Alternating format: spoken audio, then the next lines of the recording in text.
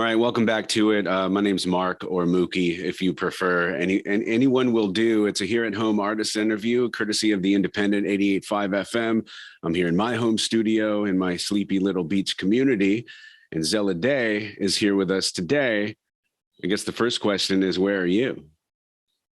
I'm at my home in not so sleepy Hollywood.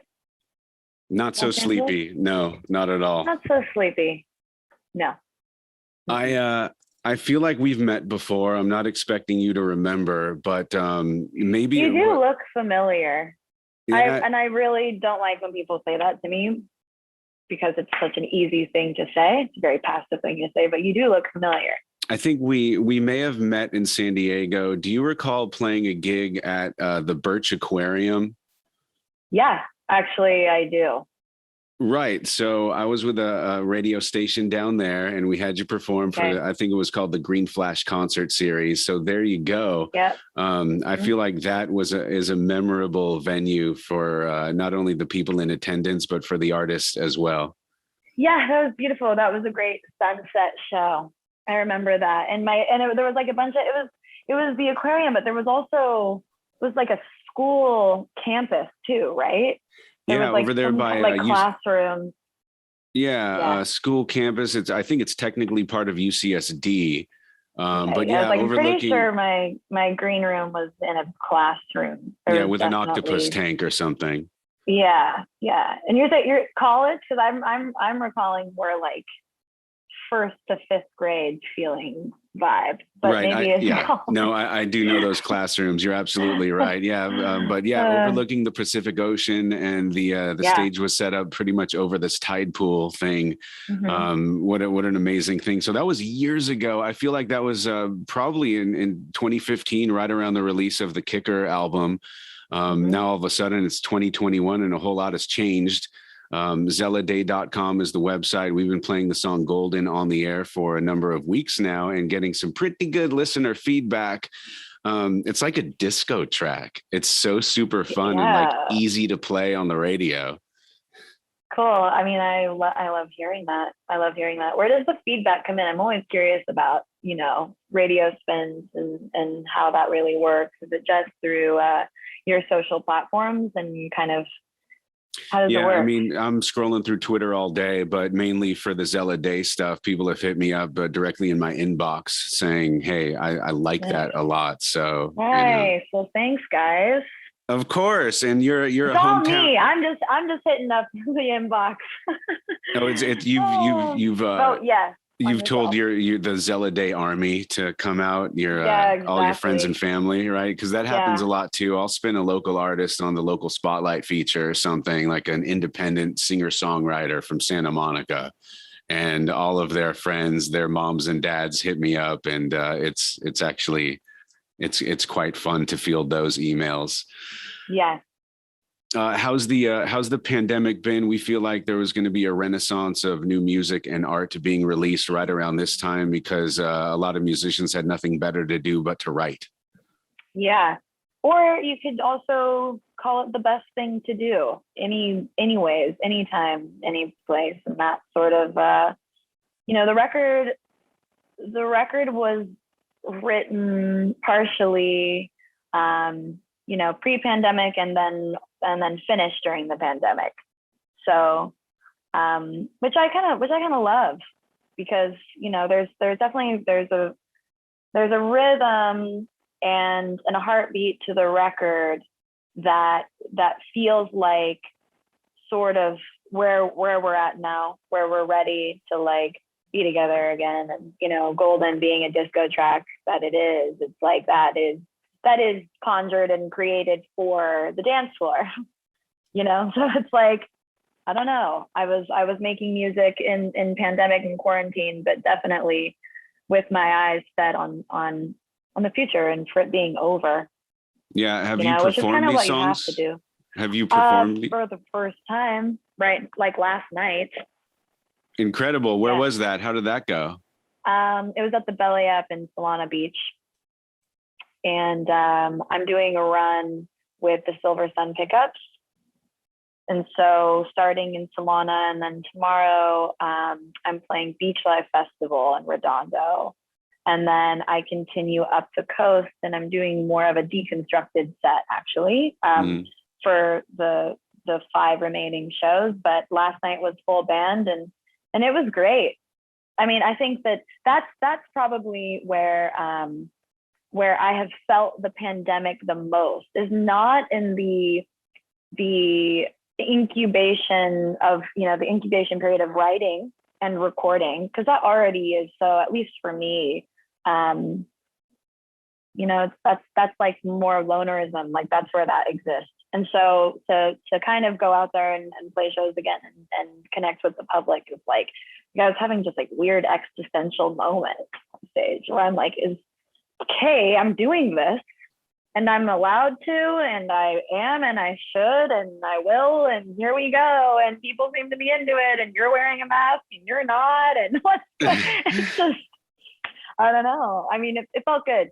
I put together a band with a few of my really close friends, and it's the first time that we're playing together too.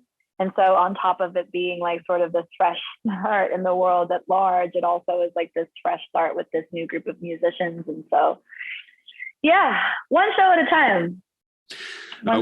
We've seen musicians just so super excited to come alive on stage once again for the first time in a very long time. And the fans in attendance, they're pretty much in the same boat. Just to hear the drums or, guitars and live music is just, gosh, an incredible feeling.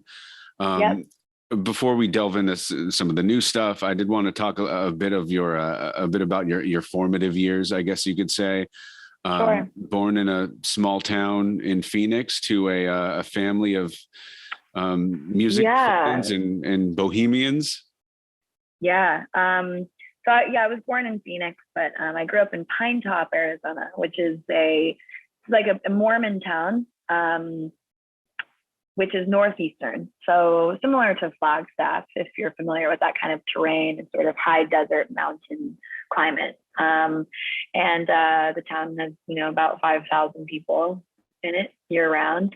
And there's no college there. I mean, there's a community college, so not much of like a real art scene. And it's kind of is sort of gridlocked by the Sitgreaves National Forest and Apache Reservation. So it sort of is this town that's really just preserved in space and time, and was a really unique way to grow up and to start experiencing my music and my, to use your words, formative years as a young person and as a young artist, because there was no industry whatsoever. And so the freedom to just kind of try and fail and experiment, and not comparing myself really to anything or anybody going on. And it was good. I think it was healthy.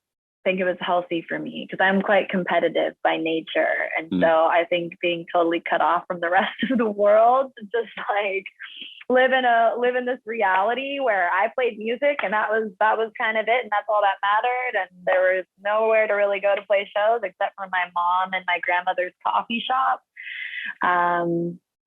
It was safe. It was really safe and beautiful, and the kind of the family of bohemians. It's like my mom comes from Long Beach, so and was born in Mexico, but her mom, my grandmother, has 6 siblings, and they all grew up in Long Beach, and they are all really into music and surf culture and marijuana.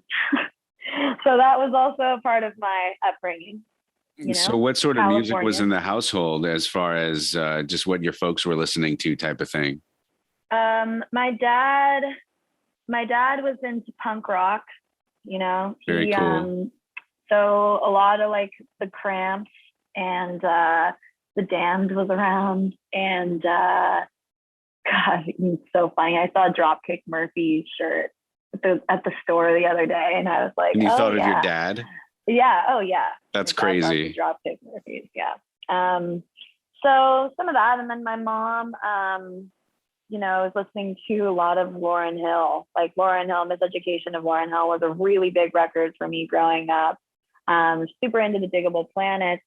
I listened to a lot of Edie Brickell and Carole King and the Beatles, and so a lot of classics, a lot of good music in the house for sure. And then my mom also was singing in Pinetop in a jazz standard band, so covering old jazz tunes. So I definitely was exposed to, the Etta James of the world, and so music was around. Right. Sure. I guess you were sort of around live performances, because your mom had been doing that with a live band.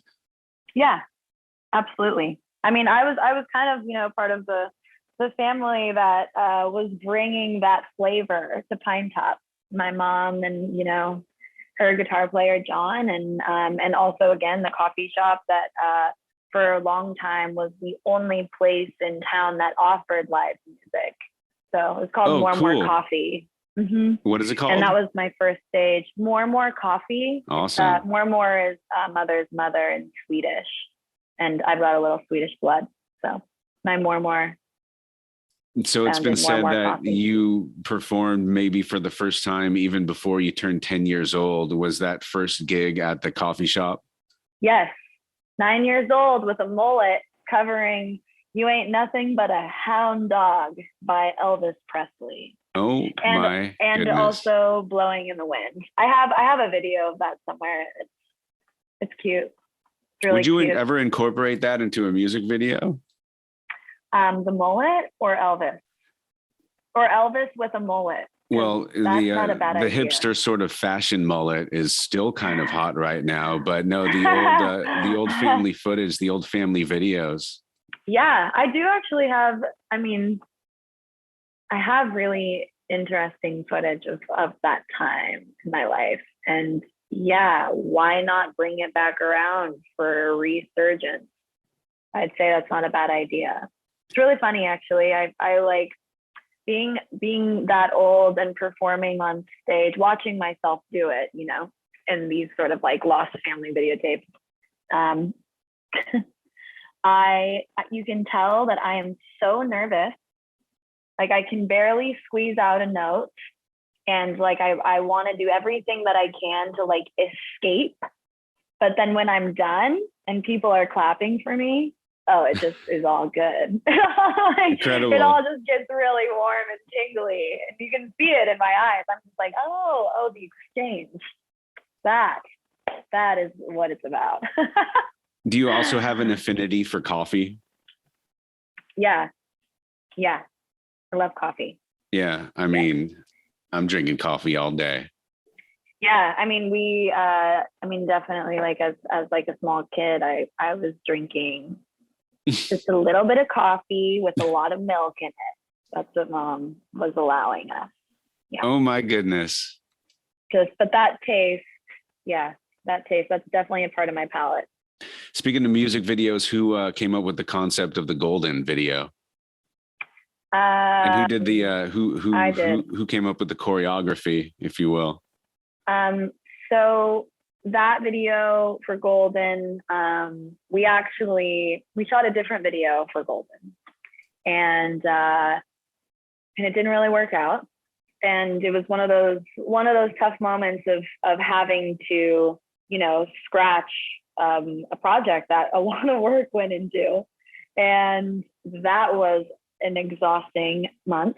And so after that, it kind of was like, well, I've been working with the choreographer on the original video. Her name is Katie, and she and I had come up with choreography that was Bob Fosse inspired, and from the footage, that I had watched from the original video, the choreography was the thing that I didn't want to lose, and I haven't really explored dance seriously in my career, and movement has been something that I've always thought about, but kind of kept to the side and really just focused more on my guitar playing and stage presence in that way, and didn't grow up a dancer. I wasn't around. That wasn't in my life. And so to sort of bring it to the forefront was a challenge, but I like a challenge. And so Golden, what it ended up being was primarily focused on the choreography and on this sort of narrative that's being told through movement that I really discovered in working with her. And it was also about, you know, stripping it all away and coming back to a more raw place, like losing all the production and sort of all this, like this big treatment and this big narrative that we had kind of worked up for the original plan for Golden.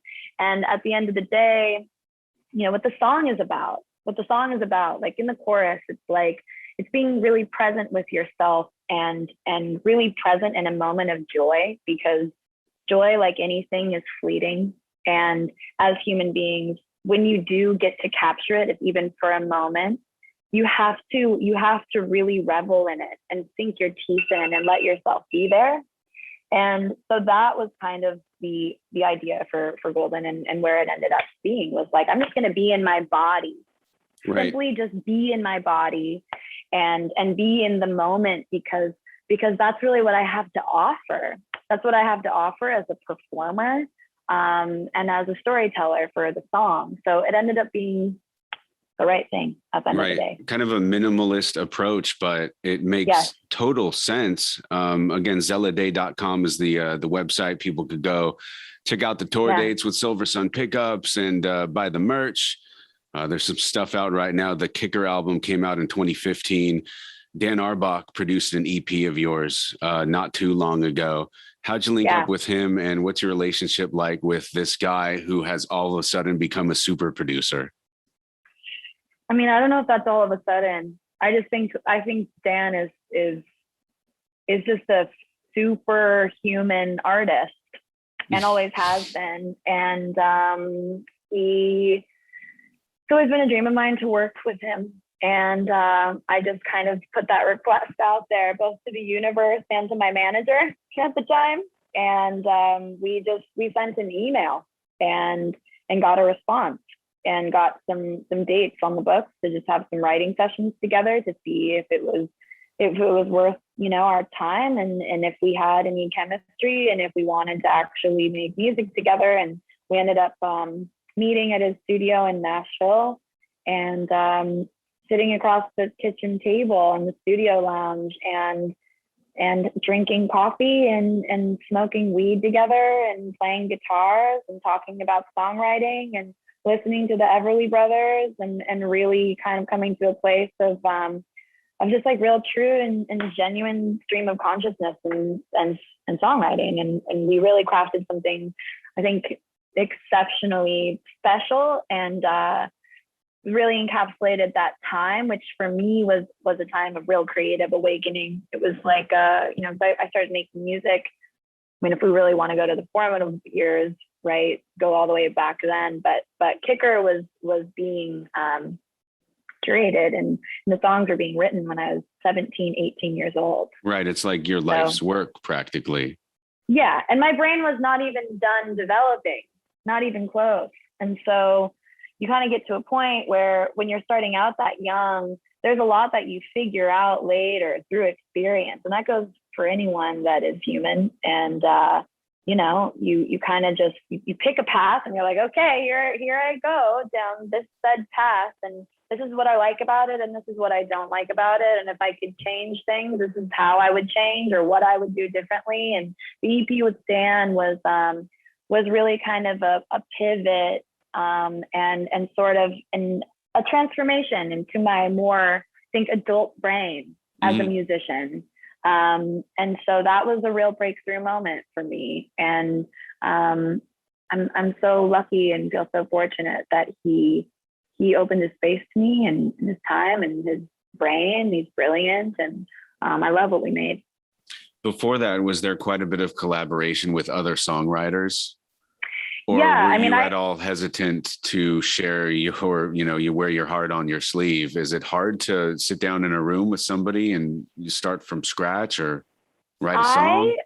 I think there's something super liberating about sitting down with a stranger and actually having to not give any fucks about what that person in the room thinks about you or your ideas. And I think it's a really healthy practice and exercise just for, you know, all different, you know, branches in the industry and performance is like, you have to in some ways put it out there. And in a writing room, it's kind of the safest space to do that, because if you're doing it the right way and you're being really honest and genuine, can't really hate on that. You know, like if you do, you're a jerk. Like you're kind of a jerk. It's like when you get together to write a song, it's like sacred safe space. It's like people right. are. You don't want people judging and judging. No. Right. And I've been going to writing sessions and doing that since I was 15. I was still living in Pinetop, and I actually got my start going to Nashville. I was living in Pinetop still, but I would go to Nashville once a month for about a year straight.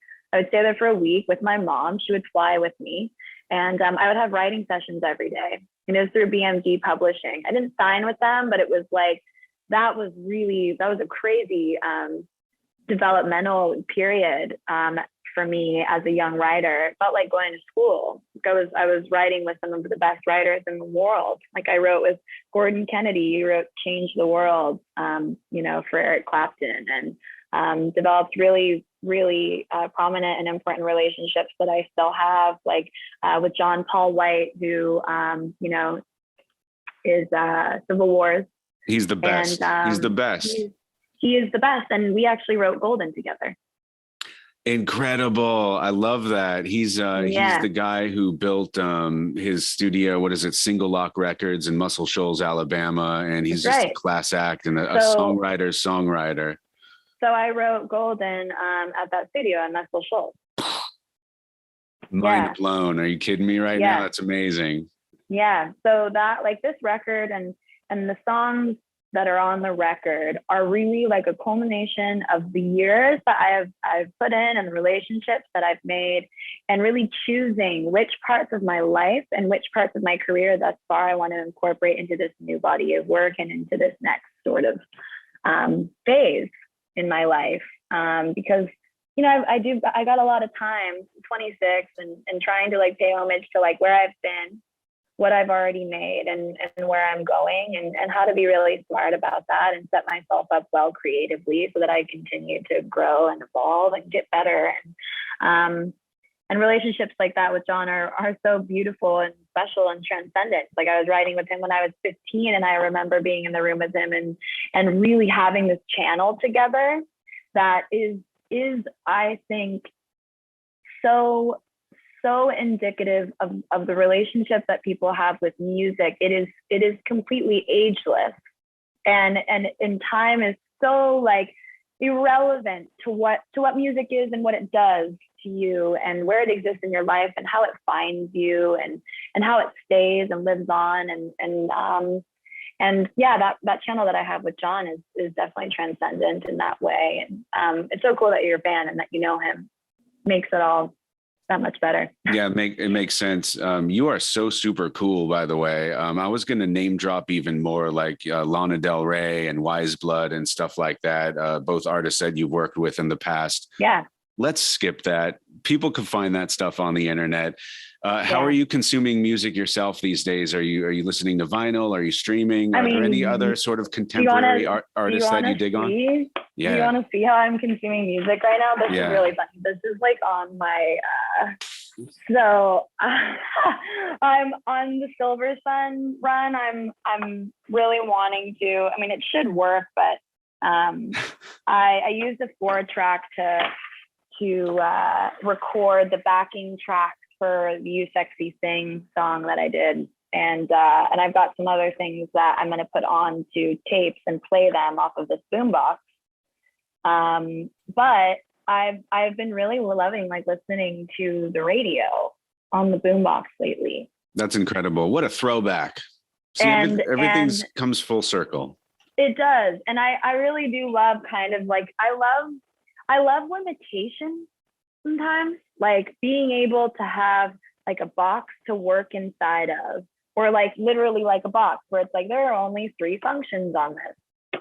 And like, that's how you're going to consume music right now. And it actually makes it to where it's more expansive. Like I also have like I have an old car, and I have a huge book of CDs.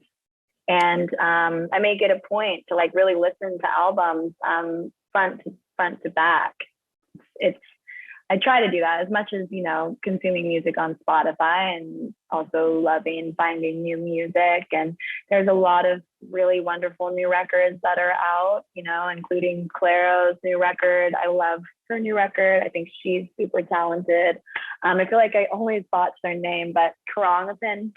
Right. They're really lovely. Yeah. I really love what they're doing. My friend Twin Shadow just put out a record. That's really great. There's exciting stuff happening in music right now. Yeah, there really is. Do you have any cassette tapes to play in that boombox? Well, yes, my own, but they're not ready yet. Oh, you're doing the cassette tape thing. Okay. Yeah. So I have like the tracks to kind of fill out this more deconstructed set that I'm doing on the road with Silver Sun pickups.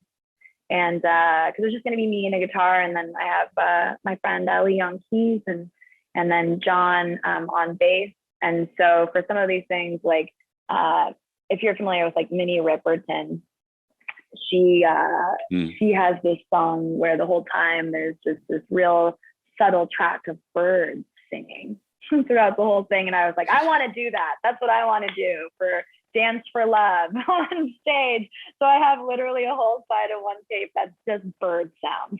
And then I'm just going to pop into that boombox and press play. That's cool. Incredible. I love it. Is it first and foremost the guitar for you, or are you sort of a multi-instrumentalist, as they say? I'm not a multi-instrumentalist. I play guitar, and I really, though, like going into the next record, whatever that's going to be, I need to put my hands on a piano. And I'm always making excuses for it. Like, I don't have enough space in this apartment, but I need to stop doing that, because it really is expansive, you know, for melody. And, but I'm a guitar player. Yeah. It's always been easy to like pack that thing up and take it anywhere. And I've really always kind of related to that, that kind of relationship that I have with that instrument. So tentative release date on a full length?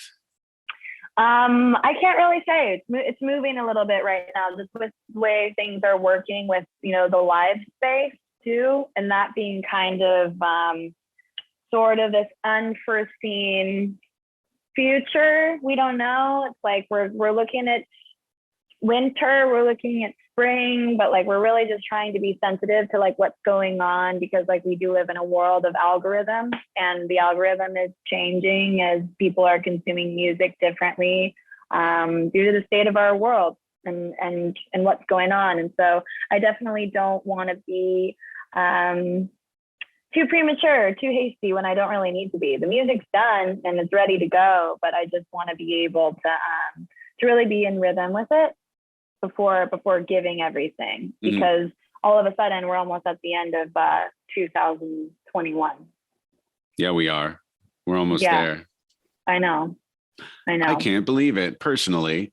Well, it seems like you're in a great position to be in right now with an album complete, and you're just going to sort of pick and choose tactically how to go about the next step. Yeah. I think that's really all I got for you. I hope next time we could do it in person, maybe a performance on the radio, or I don't know, absolutely. I would love that. Our listeners or something like that. I have a venue in my head right now that I think would be amazing for a Zella Day performance. But that'll let us know. Yeah, fair enough. Let us know. Yeah, please. Anything else to touch on for the general public who might not be familiar with your stuff? No, I mean, I feel like we covered like a lot of ground. There's good videos out. That has been like such a major part of like the last year of creation and hibernation, has been creating a world outside of the one that we're living in, that is, you know, visual fantasy. And so the videos along with the song is something that I'm really proud of, because I do feel like the visual narrative has been like the one thing kind of like keeping me sane while I haven't been able to be on the road. So that stuff's really fun to check out. There's a whole world to discover on YouTube for Zella Day music videos. All right. How accessible are you to fans who want to hit you up on social media? Are you doing your own socials? Accessible. Yeah, totally. Instagram is my primary. It's my primary election. I'm going to take a sip here. It's milk with just a little bit of coffee. So just a little bit of coffee. Mm-hmm. The good old more coffee recipe. I've been meaning to shoot a video series of coffee inspired by musicians. In my kitchen, I have a box now of Willie Nelson coffee, Michigander coffee, Bahamas coffee, the songwriter Michael Bernard Fitzgerald coffee, Jocelyn and Chris coffee. And I'm going to do a coffee tasting pretty soon and put it up on YouTube for the radio station. Are you? I don't know. I can tell you Willie Nelson's is infused with CBD. So he's got a leg up already. That's smart. In my experience, I mean, I would have to just try it, but like coffee and weed, it's a little, those are two opposing forces. Opposing forces. I think so. At least for me anyways, because weed chills me out and coffee does not. And so you have like these two, like, they're like. Well, I call that breakfast of champions. Yeah. Is what I call that. There's a local musician, Sheer Disraeli, who put out a song called Coffee and Weed. And it's so chill. It's like Sunday morning vibes, sort of, with that song. Yeah. But enough about all of that. We appreciate you taking the time. Say hi to Silver Sun Pickups for us. And I really want to talk to you in person in the future. Absolutely. Keep up the great work. We'll continue to support your music on the radio. Thank you so much. Mark. See you later. See you later. 88.5 FM, KCSN, and KCSN HD1 Northridge, Los Angeles. KSBR and KSBR HD1 Mission Viejo. A service of California State University Northridge and Saddleback College. Member-supported public radio. Streaming on the web at 885fm.org.